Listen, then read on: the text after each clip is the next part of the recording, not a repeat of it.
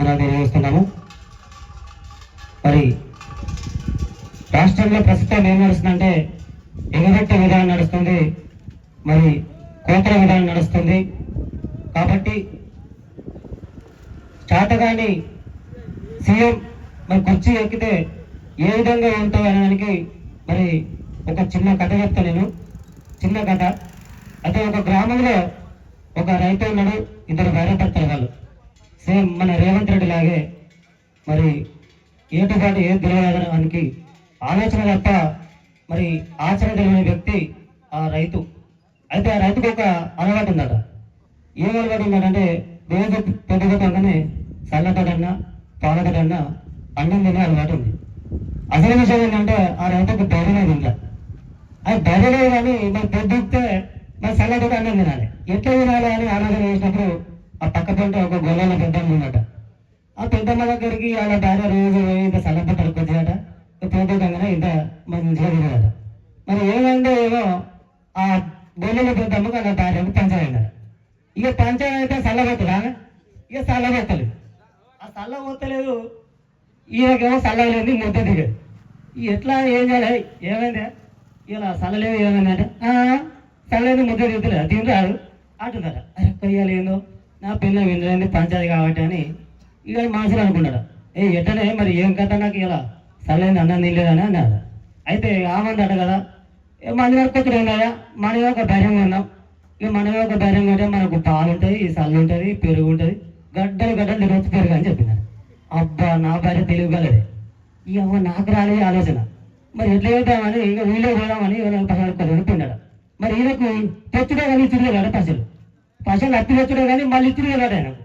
మరి ఎట్లా చేయాలి, ఎక్కడ వదిలేవు పసలని ఇక శుక్రవారం నాడు పొద్దుగానే మహిళా సంఘంలో రాపించుకున్నాడు. మహిళా సంఘంలో ఎంత రాపిస్తుంది ఆయనకు అందరికీ అనుకుంటున్నాడు, ఎవరికి ఈయనకు కానీ ఏం తెలియదు. 10,000 రూపాయలు చాలన్నాడు. ఇక 10,000 ఆమె పట్టుకొని వచ్చింది. ఇక పొద్దుగానే తెచ్చింది, 8,000 తెచ్చింది, మహిళా సంఘం రాసుకొని వచ్చింది, పైసలు పట్టుకొని వచ్చింది ఆయన. ఇక ఎప్పుడైతే జేబులో పైసలు పెట్టుకుంటే కట్ట చూస్తున్నాడ. ఇలా ధైర్యం తేవాలా, అంగట్లో పోవాలా, ధైర్యం తేవాలా, ఇక రాత్రికి పెరుగుతాడే ఈయన ధైర్యం పట్టుకొస్తా అనుకుంటాడ. ఇక లాస్ట్కు ఇక 8 గంటలకు వెళ్ళాడు అంగడికి, నాపటి అంగడికి నడుచుకొని వెళ్ళాడు. ఇట్లా పడి 8 గంటల వెళ్ళక ఒక్క ధర లేడా. అరే ఒక్క ఇంత పొద్దులు వచ్చినాయి ధర లేదా అని అంగడి మొత్తం తిరిగిందట. ఎంత తిరిగిపోయింది అలా బెర లేడా, ఒక్క బెర ఆ టైం కాలే ఫస్ట్ ఆడికి రాలేదు. అయితే ఇక ఇట్లా కాదు, ఈ అంగడి వరకు లేట్ అవుతుందని ఇక తిరుమలగిరి పోతా అని ఆయన బాసెక్కి ఈ 10,000 ఉన్నాయి కదా, పైసలు లేవు ఆయనకు, ఇళ్ళ నుంచే ఖర్చు కావాలి. వీళ్ళు 10,000 పెరని 10,000 కింద ఎత్తాను, 9,000 ఎత్తా పెరాను, అవసరం అయితే 9,000 ఎత్తా ఈ 4,000 అంగడి అని అన్నైతే 2 రోడ్లు పుంజినాడ. ఇట వాడు తిరుమలగిరి పోయినాడ. తిరుమలగిరి పోయేసరికి ఇక 12 అట్లా అయింది. ఇక అక్కడ ఏం లేదు. ఇక మళ్ళీ వచ్చిండు. మళ్ళీ వచ్చేసరికి అంగడి జోరుగా నడుస్తుంది. ఇక అంగట్లో పోయింది అనుకున్నాడా, ఈ 9,000 ఎక్కడ 9,000కే పెరం తెస్తా అని ఇంకో 200 గుంజి పక్క పంటే దుకాణంలోకి పోయిండు. ఇంత కోట వేసాడు. ఇక కోట వేసి ఇక చెప్పేస్తావా అన్నీ పోతుండగా ఈ బండి బయట పోతుంది ఆ బర్రెలు అలా ఆటలో పోతాయి, డీసీలో పోతున్నాయి. ఈ బండితో ఒక బెర నాదేరా, ఈ పక్క బెరే నాదే అని ఈయనే అనుకుంటాడు.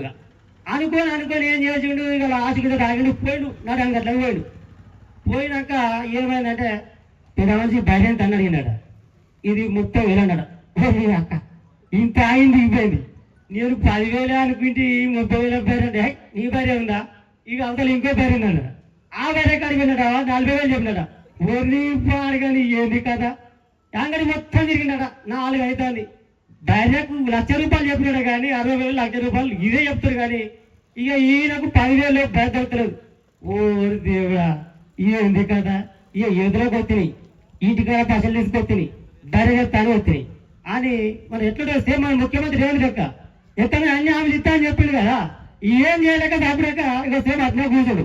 ఇక అటు చూసిండు, ఇట్లయితే కాదు. ఇక ఇట్లా ఇంటికి వెళ్తున్నా నా పిల్లలు పొట్టు తిరుగుతుంది. ఇంట్లో నుంచి పైసలు అడుగు 200 అడుగు తీస్తుంది, 200 రాంగా తీస్తుంది, 400 గడిచిపోయా. ఇక ఇట్లా ఇంటికి గుర్తపోతే నన్ను ఇంటికి రాలేదు అనుకొని ఏం చేసిండు, ఇంటికి పులిగా రాకపోవాలి, ఇక దానికి మాట్లాడే సంధి చేయొద్దు, ఇక నేనే మాట్లాడతానని ఇక ఆయన ఇంకో 200 చేసిండు. ఇంకో 2 కోట్లు వేసుకొని కచ్చా కూర్చున్నాడు. ఇక ఓసుల్లో కూడా కావాలి, ఇంటికి పోవాలి, ఇక అదే కోట వేసుకోవాలి, నీ మీద మన రాగొచ్చిన వాళ్ళు ఏమంటుంది నేను మర్చిపోతాను అనుకోండి. ఇక తీరు రాగండి ఇంటికి పోయినాడు. పోతరికే ఆ భార్య ఏం చేసింది, ఇక నా మూట కన్నా పరిగెత్తాడని మూతడి గడ్డి తీసుకొచ్చి ఇంటి కాడేసినాడు, పచ్చి గడ్డి తీసుకొచ్చి అరుగు కాడేసినాడు. అవి అవ్వ ఇది నేను పరిగెత్తాని ఆ గడ్డి తెచ్చి ఆడేసి అని గడ్డి పంపిస్తారుగా తాగిపోతాను దిగినాడ. ఊరి నాకు భర్త పూజ ఉందని ఆయన అనుకున్నాడ. అమ్మా ఇట్లా కాదు, ఆ ఇంట్లో పనిచేస్తున్నాడ, ఆసుంటే పోయినాడ. అరుగు మీద ఒక 3-4 గురుగులు ఉన్నాయట. ఏం చేసింది, గురుగులు తెచ్చింది మళ్ళీ ఈమె దేనికి, ఒకటి సల్లకు, ఒకటి పాలకు, ఒకటి పెరుగుకు, ఇంకొకటి కూడా తెచ్చిందట. అమ్మ ఏంది కథ అని నా పిల్లానికి సందేహద్దు, పుసుకున్న మాట్లాడే సంధించాను, నన్ను గెలవలేదు, నన్ను తిడుతుంది.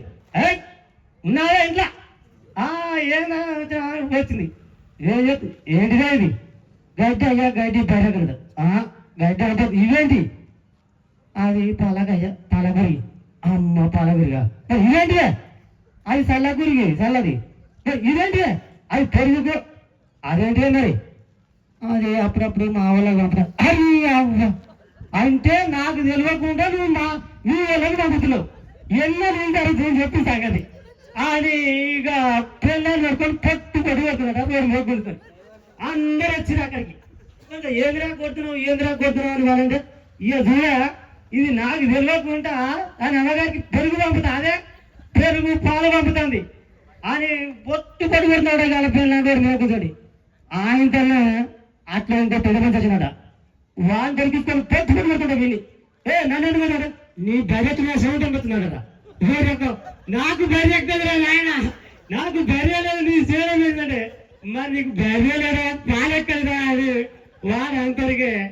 ఇక వాడు ఏం చేసినాడ, ఇక అప్పటికి అందరు తిట్టినా, నీకు బర్రె లేదా, నీకు బర్రె ఎక్కరా బోడికి అన్నట.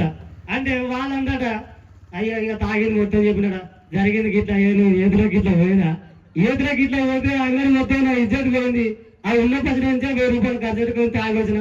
ఇక ఉంటే నా పిల్లలు నన్ను తిట్టలే కానీ ఇటని నేనే ఇక ఇట్లా చేసిన అని అంతగా సేమ్ మన రేవంత్ రెడ్డి సంవత్సరం ముఖ్యమంత్రి అయింది. కానీ తర్వాత ఏం చేయాలో తెలియక ఇక ఇవన్నీ రికార్డులు పెట్టి మరి ఇట్లా చెప్తుండే, మరి 100 రోజులకే చెప్తా అని చెప్పిండు, ఆగస్టు 15 వరకు చెప్తా అని చెప్పిండు ఉన్నమాపి, మరి ఇంతవరకు కాలేదు. మరి అటువంటి ఆ మనిషి ఎట్లనో ఈ మనిషి కూడా గట్టనే, అంతకంటే ఎక్కువ తక్కువ కాదు. ఇంతవరకు ఇచ్చిన హామీలు ఏది కూడా ఒక సమయం లోపల నిర్దిష్ట సమయం లోపల ఏది చేయలేదు. మరి కాబట్టి అలాంటి మనిషికి మనం తగిన బుద్ధి చెప్పాలి. రాబోయే రోజులలో మనం ఖచ్చితంగా స్థానిక సంస్థలలో మన పార్టీ బలోపేతాన్ని గురి